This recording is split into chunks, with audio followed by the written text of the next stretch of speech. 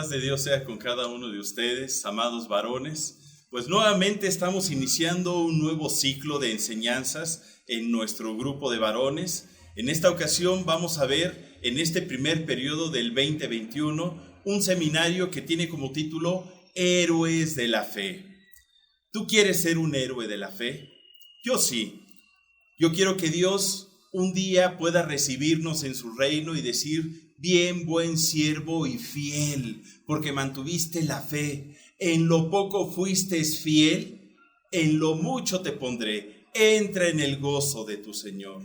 Dios está esperando que nos levantemos como varones de fe en cada área de nuestra vida y que tú y yo podamos manifestar la fe de Dios para hacer proezas, obras en el nombre de nuestro Señor Jesucristo.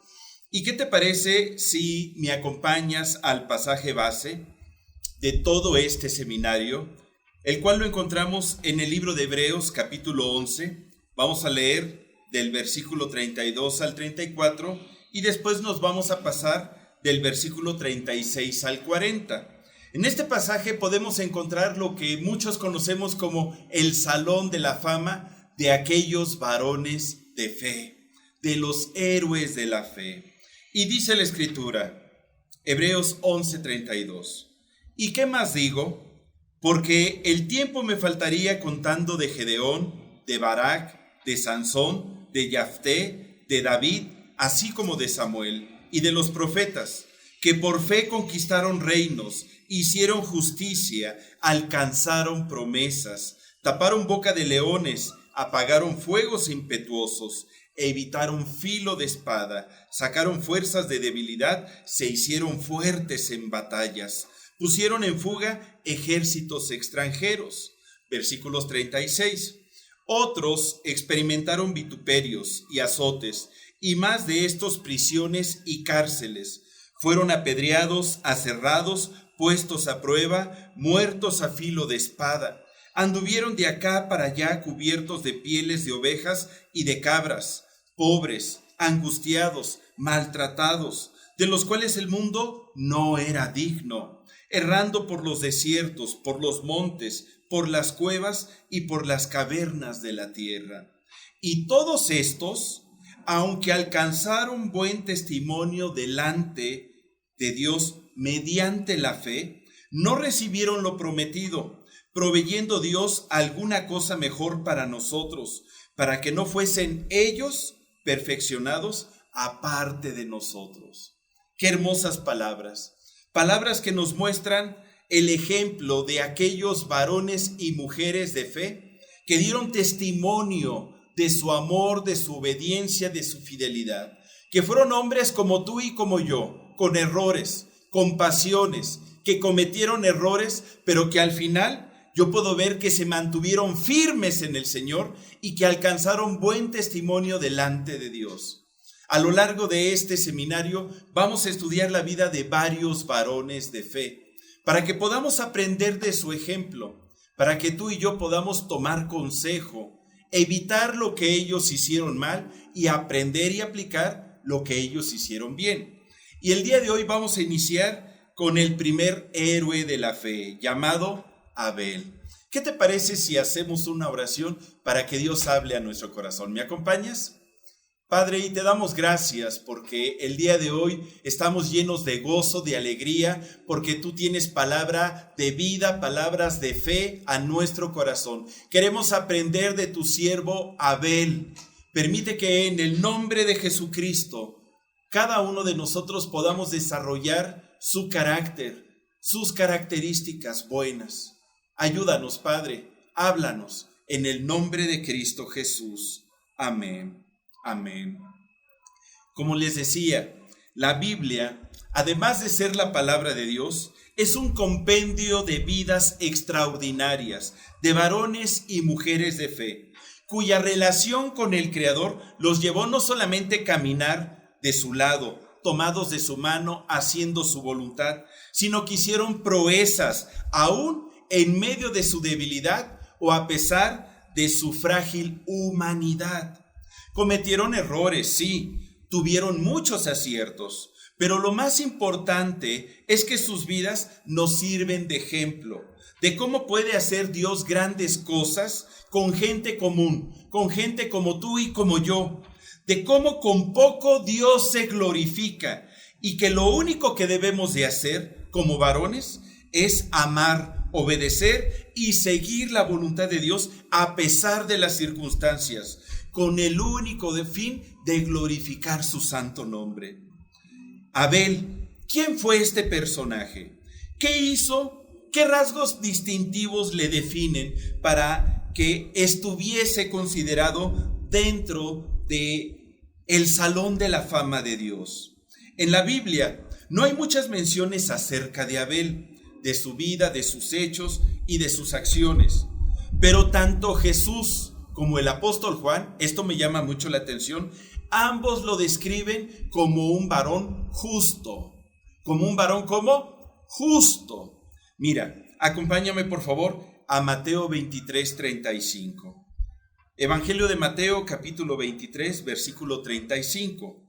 Donde Jesucristo está acusando a los escribas y a los fariseos, diciendo al final de su advertencia por no quererse convertir a Dios, las siguientes palabras: para que vengan sobre vosotros toda la sangre justa que se ha derramado sobre la tierra, desde la sangre de Abel el justo hasta la sangre de Zacarías, hijo de Berequías, a quien matasteis entre el templo y el altar.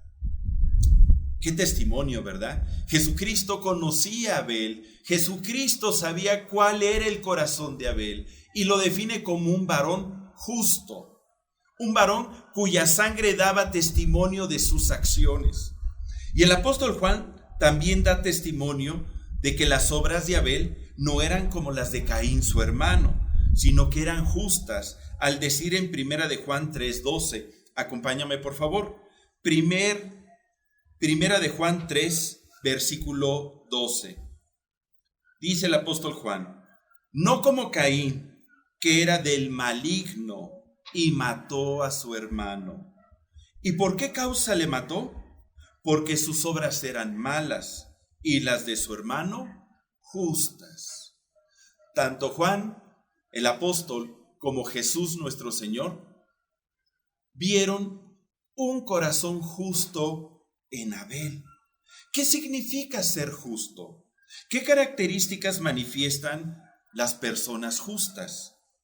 Por definición, el justo es aquel que obra según la justicia, la moral, el derecho o la razón. Al ser exacto en su actuar, al dar a cada uno lo que le pertenece o lo que le corresponde. El libro de Salmos nos proporciona algunas de las características de los que son justos delante de Dios. Vamos a conocerlas para que podamos tener una visión más amplia de lo que significa ser justo y se nos antoje serlo también, a ti y a mí. ¿Te parece?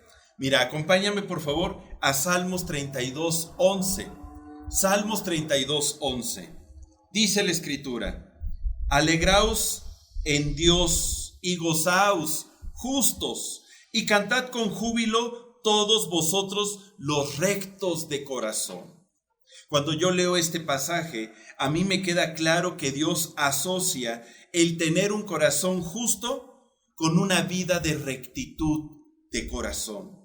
Los justos también, dice este pasaje, se gozan en Dios, reconocen a Dios en su vida, le invitan a ser parte de ella, desarrollan una relación de amistad con el Creador, expresan su amor sin temor a ser criticados, porque dice: alegraos en Jehová y gozaos justos. ¡Yupi!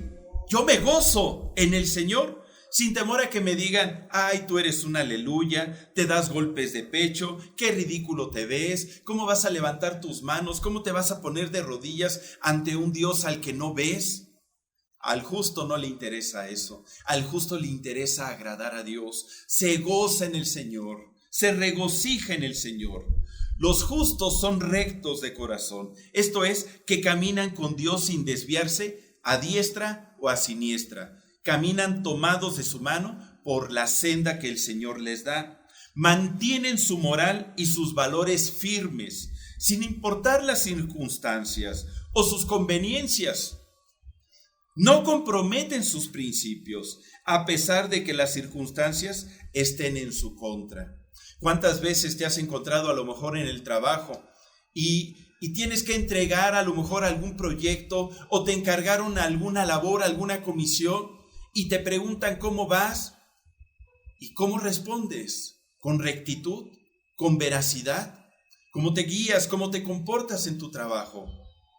A pesar de que te vaya mal con lo que digas, tú tienes que manifestar lo que es justo, dar a cada quien lo que le corresponde, ni más ni menos.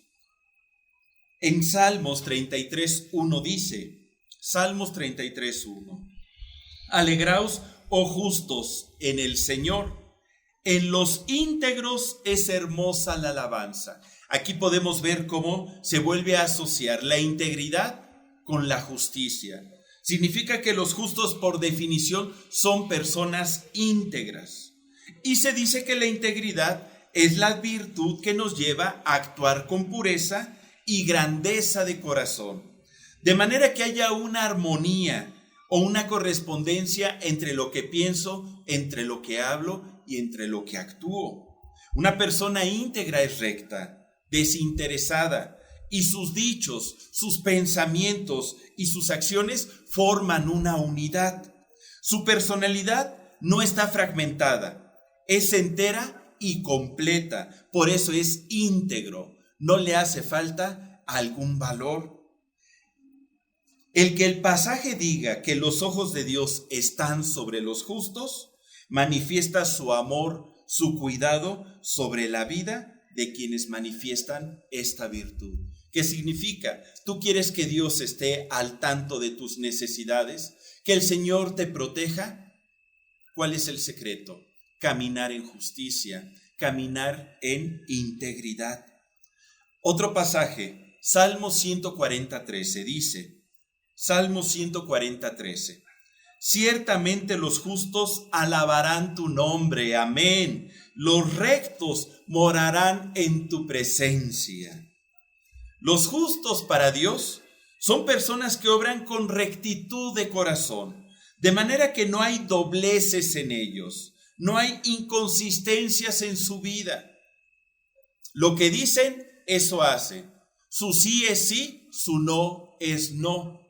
No apuñalan a las personas por detrás, no murmuran, no juzgan, son íntegros, son rectos de corazón. De entrada, al conocer algunas de las características de los hombres que son justos, nos da una idea de las características que se manifestaban en Abel. Su manera de conducirse por la vida era de tal manera que Dios lo veía con agrado. Sus obras, sus acciones, a los ojos de Dios eran rectas. Es por eso que el libro de Hebreos lo describe diciendo en Hebreos 11:4. Acompáñame, Hebreos 11:4. Por la fe, Abel ofreció a Dios más excelente sacrificio que Caín, por lo cual alcanzó testimonio de que era justo, dando Dios testimonio de sus obras, y muerto aún habla por ella. Abel era un varón de fe, creía en Dios, le creía a Dios. No solamente es creer en Dios, hay que creerle a Dios, creerle a lo que Él nos dice, a su palabra, a sus mandamientos. Y su fe la manifestó a través de sus acciones. ¿Tú quieres manifestar tu fe? ¿Tú tienes fe en Dios? Muéstrame tus obras. Eso dice el apóstol Pablo. Muéstrame tu fe sin tus obras, porque yo te voy a mostrar mi fe a través de mis obras.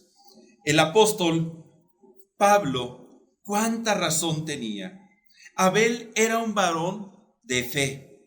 Y en Santiago 2:18, el apóstol Pablo nos da este pasaje que acabamos de mencionar. Pero algunos dirán, tú tienes fe y yo tengo obras. Muéstrame tu fe sin tus obras y yo te mostraré mi fe por mis obras. La fe se demuestra a través de las acciones hechas para Dios, para glorificar su nombre. ¿Qué tanto haces tú para dar a conocer a Dios? ¿Qué tanta fe tú tienes en Dios? ¿Tus acciones le hablan a la gente de que amas a Dios con todo tu corazón? ¿A Dios le das lo mejor de ti, varón? Porque la única manera de hacerlo, de darle lo mejor a Él, es a través de la fe en Él. No podemos entregarle a Dios nuestros diezmos, por ejemplo, nuestras ofrendas, si no es que creemos en Él. No podemos entregarle a Dios nuestro tiempo, si no es a través de la fe que tenemos en Él.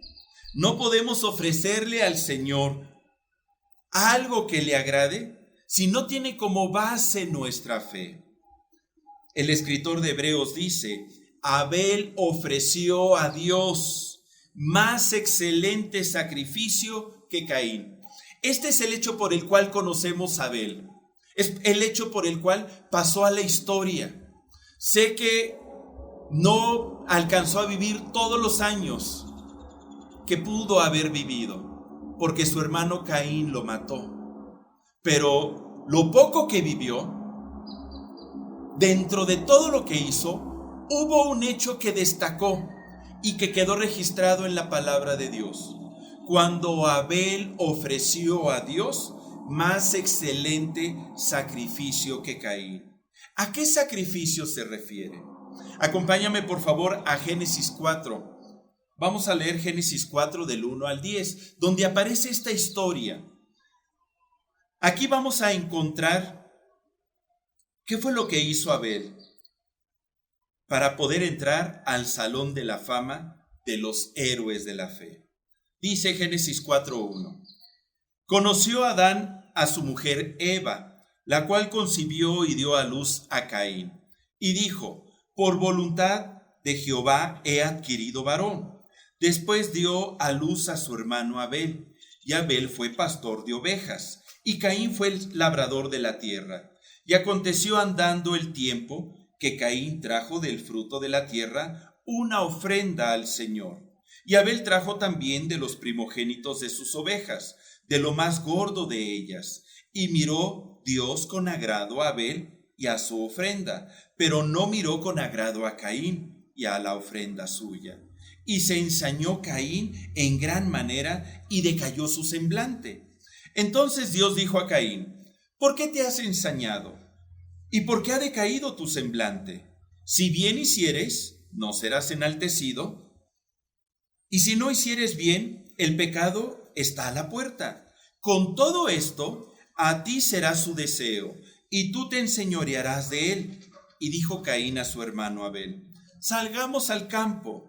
Y aconteció que estando ellos en el campo, Caín se levantó contra su hermano Abel y lo mató. Y Dios dijo a Caín: ¿dónde está Abel tu hermano? Y él respondió: no sé. ¿Soy yo acaso guarda de mi hermano?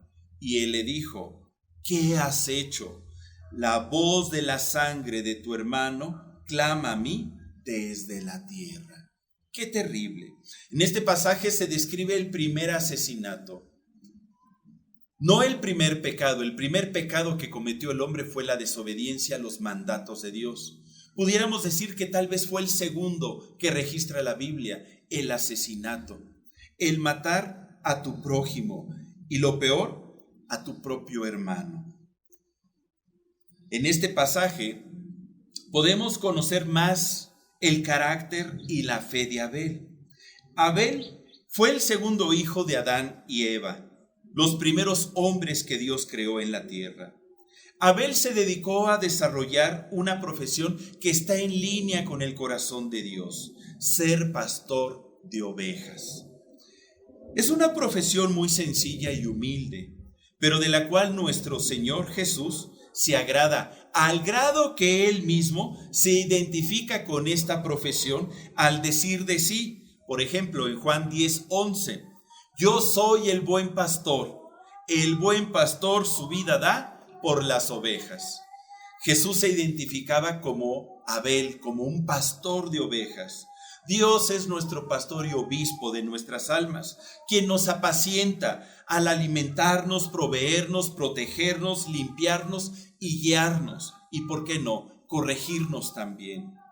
Esto nos deja ver el corazón apacible y de amor que había en Abel. Un corazón que le llevó a ofrecer a Dios una ofrenda. Hermano Jorge, pero también Caín le trajo una ofrenda a Dios del fruto de la tierra. ¿En qué radica la diferencia si ambos hermanos se presentaron delante de Dios y le ofrendaron algo? En que la ofrenda de Abel, la que él ofreció, fue más excelente, porque Abel trajo de los primogénitos de las ovejas el borrego más gordo.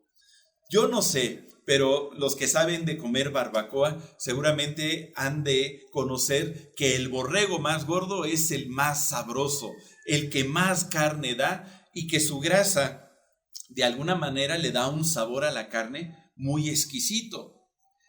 Ambas ofrendas, la de Caín y la de Abel, eran del fruto de la tierra, de lo que Dios les permitió obtener.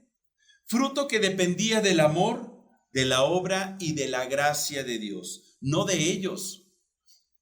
Caín araba la tierra, pero es Dios quien la hace germinar. Es Dios que manda la lluvia. Es Dios quien da el mandato para que las plantas crezcan sobre la tierra. Dice la Escritura, por ejemplo, en Génesis 1, versículo 11. Dijo Dios: produzca la tierra hierba verde, hierba que da semillas, árbol de fruto que dé fruto según su género, que su semilla esté en él, sobre la tierra. Y fue así. Es Dios quien bendice la tierra.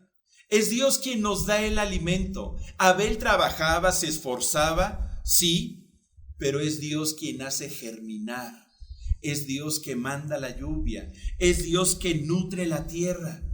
La obra la hace Dios realmente. Cuando yo comprendo esto, hermano, voy a comprender que mi vida está en las manos de Dios y que todo lo que tengo y que todo lo que me rodea le pertenece a Dios, no me pertenece a mí.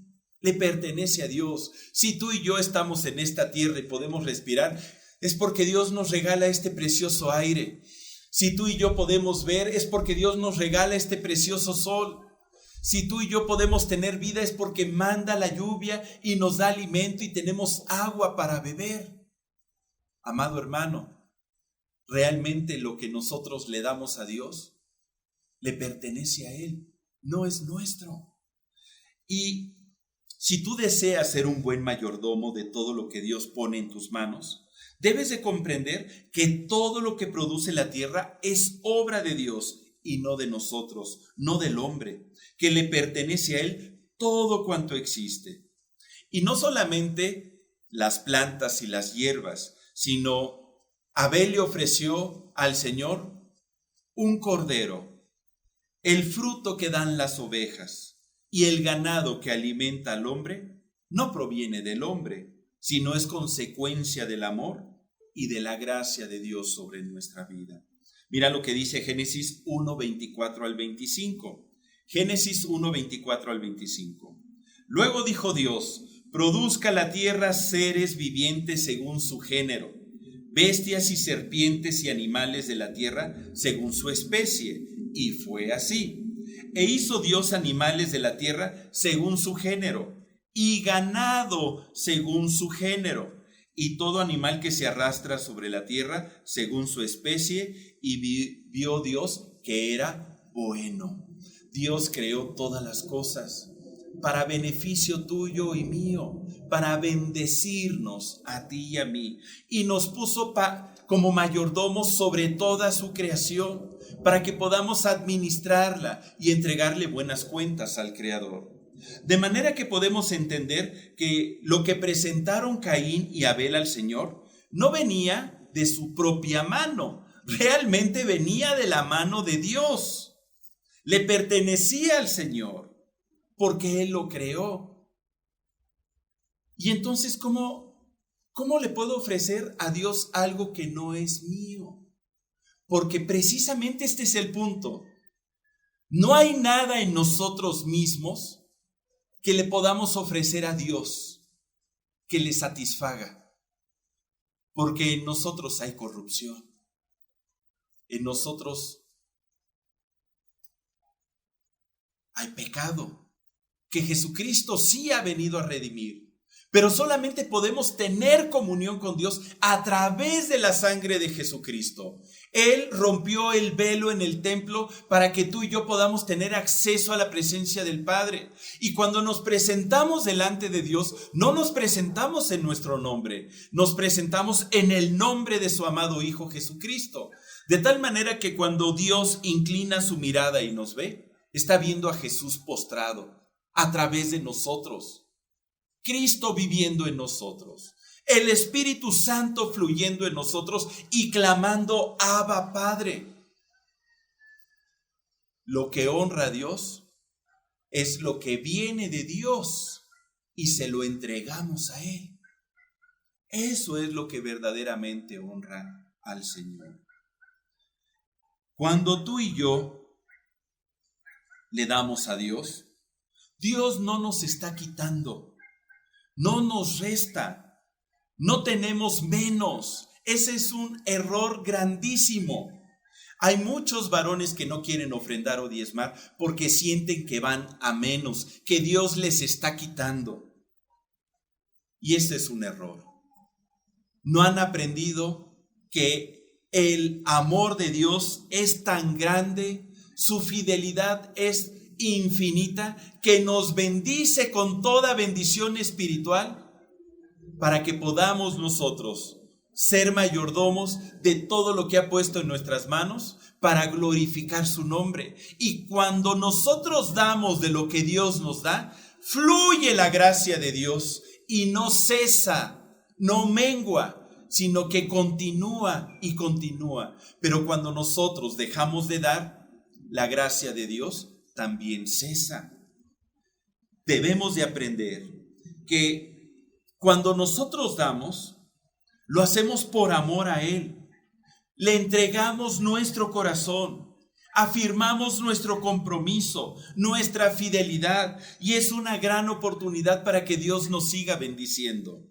¿Y por qué afirma esto, hermano Jorge? A ver, ¿cómo está seguro? Lo lógico es que si yo me quito para darle a Dios, tendré menos. No. Mira, ¿qué nos enseña la palabra? Vamos a la palabra. Vamos a ver algunos ejemplos. Dice Proverbios 3 del 9 al 10. Proverbios 3 del 9 al 10. Honra al Señor con tus bienes y con las primicias de todos tus frutos, y serán llenos tus graneros con abundancia y tus lagares rebosarán de mosto. ¿Te das cuenta? Cuando tú y yo honramos a Dios con los bienes que Él nos da, que le pertenecen a Él, con la primicia de nuestros frutos. ¿Qué son las primicias? Los primeros frutos. Los primeros frutos de un trabajo, los primeros frutos al inicio del año. Como hijos de Dios entregamos nuestras primicias, lo mejor que tenemos al Señor. ¿Y cuál es la consecuencia? Ay, pues voy a tener menos. No, aquí dice, y serán llenos tus graneros con abundancia, y tus lagares rebosarán de mosto. Estarás contento y alegre, porque la bendición de Dios estará manifestándose en tu vida. Ay, hermano, pero eso dice la ley en el Antiguo Testamento. Pues vamos al Nuevo Testamento, donde Jesucristo mismo nos dice en Lucas 6:38. Es el mismo principio, el principio del dar. Dice Lucas 6:38. Dad y se os dará. Medida buena, apretada, remecida y rebosando, darán en vuestro regazo, porque con la misma medida con que medís, os volverán a medir. Este es un principio espiritual. Uno de los principios espirituales que debemos de aprender nosotros, y que Abel lo aplicaba, porque vino a ofrecerle a Dios lo mejor que tenía, el borrego más gordo. Todo hijo de Dios debe de aprender la ley del dar. El reino de los cielos opera bajo este principio. Jesucristo vino a dar su vida por nosotros. Dios nos da de su amor y de su perdón. nos da de su espíritu para que podamos vivir en victoria y en poder. Nos da dones para manifestar su reino aquí en la tierra. Nos da bendiciones cada día para compartirlas. Nos ha dado vida eterna a través de su amado Hijo Jesucristo. ¿Notas?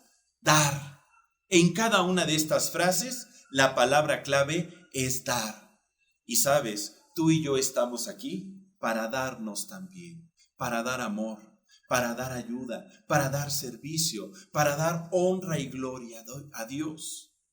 Este principio espiritual debemos de aplicarlo en nuestra vida y en este inicio del 2021 será un buen fundamento para que puedas vivir en bendición a lo largo de todo este año. ¿Sabías que Dios te multiplica y te bendice no solo para bendecirte a ti, sino para que puedas dar más y bendecir a otros? Dice la palabra en 2 de Corintios 9, del 10 al 11. 2 de Corintios 9, del 10 al 11. Y el que da semilla al que siembra, o sea, Dios, está hablando de Dios, el que da semilla al que siembra y pan al que come, a nosotros, proveerá y multiplicará vuestra sementera y aumentará los frutos de vuestra justicia, para que estéis enriquecidos en todo para toda liberalidad. Esto es, para que puedas dar más, lo cual produce por medio de nosotros acciones de gracias a Dios. Cuando tú das, cuando tú ayudas, cuando tú bendices a tu prójimo, cuando das a Dios, cuando apoyas a la iglesia, todo lo que tú des en esta tierra, créeme, Dios te lo devolverá multiplicado. Pero no se trata nada más de dar por dar y ya, sino hay que darle a Dios lo mejor de nosotros. Repite, yo le voy a dar a Dios lo mejor de mí, porque esto habla del corazón con que estoy ofrendando a Dios. Jesucristo en una ocasión estaba parado ahí en donde se entregaban las ofrendas y los diezmos en el templo, y vio cómo venían muchos ricos y daban de lo que les sobraba. Pero de repente vino una mujer que dio una blanca de su necesidad. Y las palabras de Jesús que dijo, esta mujer ha dado más que todos estos, porque no dio de lo que le sobraba, sino dio de su necesidad. ¿Qué significa? Que Dios no está mirando las cantidades, Dios está mirando el corazón, la actitud con el cual tú y yo estamos dando. Le estamos dando a Dios nuestra ofrenda, le estamos dando a Dios nuestra alabanza, fruto de labios que confiesan su nombre, le estoy dando mi servicio, le estoy dando mi tiempo, le estoy dando los talentos, las habilidades para que Él las use. A Dios le podemos dar muchas cosas. Y cuando nosotros ofrendamos a Dios con un corazón íntegro, recto y justo, esa ofrenda Dios la mira con agrado, la bendice y la multiplica en ti. Dios mira principalmente nuestro corazón. Leamos por favor en Génesis 4 del 3 al 5. Esto fue lo que diferenció la ofrenda de Abel de la ofrenda de su hermano Caín. Génesis 4 del 3 al 5. Aconteció andando el tiempo que Caín trajo del fruto de la tierra una ofrenda al Señor. Y Abel trajo también de los primogénitos de sus ovejas, de lo más gordo de ellas. Y miró Dios con agrado a Abel y a su ofrenda, pero no miró con agrado a Caín y a la ofrenda suya. Caín tuvo un corazón de ofrendarle al Señor del fruto de la tierra, de lo que Dios le daba. No describe las características de la ofrenda de Caín, pero cuando se resalta que Abel ofreció a Dios de los primogénitos de sus ovejas, de lo más gordo de ellas, se da a entender que la ofrenda de Caín no fue de lo mejor que pudo haber dado a Dios. Posiblemente le ofrendó a Dios de los frutos que le sobraban, no de los que necesitaba. Tal vez le ofrendó los frutos que no le gustaban y para no desperdiciarlos, pues dáselos al Señor. Posiblemente le dio buenos frutos, pero no los entregó de todo corazón. O tal vez dio a Dios esperando recibir algo más de Él. O simplemente, a pesar de darle algo bueno a Dios, su corazón estaba sucio. Hay muchas situaciones que pudieran ponernos en una posición de que mi ofrenda no le sea grata a Dios. Si tú diezmas, si tú ofrendas, hazlo con tu corazón más puro y honesto para con Dios. No sabemos realmente qué sucedió en el corazón de Caín, pero sí nos queda claro y debemos de aprender del ejemplo de Abel, que cuando nos presentamos delante de Dios es para darle lo mejor de nosotros, hacerlo con fe, con amor, dándole todo nuestro corazón. Abel era un varón justo ante los ojos de Dios. Y es el corazón que debemos de desarrollar este 2021, si deseamos agradar a Dios con nuestra vida. Última cita, Hebreos 11:4. Dice Hebreos 11:4, por la fe Abel ofreció a Dios más excelente sacrificio que Caín, por lo cual alcanzó testimonio de que era justo, dando testimonio de sus ofrendas, y muerto aún, habla por ellas. El testimonio de Abel hasta el día de hoy nos ha llegado y desea bendecirnos para que tú y yo podamos tener y tomar ejemplo de él. Vamos a vivir el testimonio de Abel, vamos a imitar su ejemplo, vamos a poner este fundamento de darle a Dios lo mejor de nuestra vida en todo tiempo. ¿Te gustaría? Vamos a hacer una oración. Padre, y te damos gracias porque es a través de tu palabra que tú vas sembrando en nosotros fe, obediencia, ánimo de vivir para agradarte a ti cada día de nuestra vida. Enséñanos a imitar el ejemplo de Abel, de venir delante de ti, amar tu presencia, regocijarnos en ella y ofrecerte lo mejor de nosotros. Gracias, Padre, porque yo sé que tú lo harás. Convierte en nuestro corazón, que se parezca cada vez más al tuyo.